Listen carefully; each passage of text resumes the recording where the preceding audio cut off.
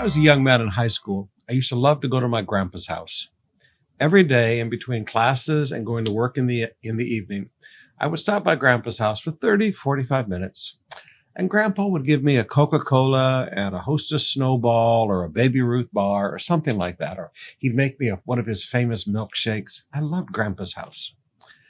And grandpa was always special to me. I learned so many things from grandpa. But I remember as a young man, I was helping him put some things away. And I was opening one of his drawers in his bedroom, and it was full, of ties. And then I opened another drawer to put it in, and it was another drawer full of ties. I'm talking about big drawers and deep drawers full of ties. There were fat ties, there were skinny ties, there were middle-sized ties, there were ties with stripes, there were ties with prints, there were bright ties, there were quiet colored ties. And I remember saying, Grandpa, why do you have so many ties and so many different kinds of ties? And some of them look so old-fashioned. And my grandpa said, Davy, if you hang on to things long enough, grandpa was Ilocano, all right? He was very Ilocano. He said, Davy, if you hang on to things long enough, they come back into style again. Now, I've lived long enough now to realize that there is really nothing new under the sun. I looked across the front row the other night of the services, and there was Pastor Sarah wearing a pair of shoes that looked just like a picture I've seen of my grandmother wearing shoes when she was a young lady, that tall, high lace-ups. And I just chuckled to myself and thought again, there's nothing new under the sun. Now, this is how Solomon says it in Ecclesiastes 1, beginning with verse 9. These are the words of the teacher, King David's son, who ruled in Jerusalem. Everything is meaningless, says the teacher, completely meaningless. What do people get for all their hard work under the sun? Generations come and generations go, but the earth never changes. The sun rises, the sun sets, then hurls around to rise again. The wind blows south, then turns north. Round and round it goes, blowing its circles. Rivers run into the sea, but the sea is never full. The water returns again to the rivers and flows out again to the sea. Everything is wearisome beyond description. No matter how much we see, we're never satisfied. No matter how much we hear, we're not content. History merely repeats itself. It has all been done before. Nothing under the sun is truly new. Some people say, here is something new, but actually it is old. Nothing is ever truly new. We don't remember what happened in the past, and in the future generations, no one will remember what we're doing now.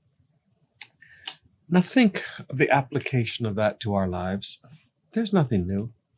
What happens today has happened before. And this is why the scriptures say that all these things were written. All those things in the Old Testament, they are written for our instruction. See, if you can go back and you can study history, especially from the scriptures, and understand God's involvement, if you can learn how people successfully followed God in the middle of all the different seasons of life and all the different challenges of life then, you can see how to do it now. When it comes to false doctrines, I've now lived long enough to realize there's nothing new under the sun.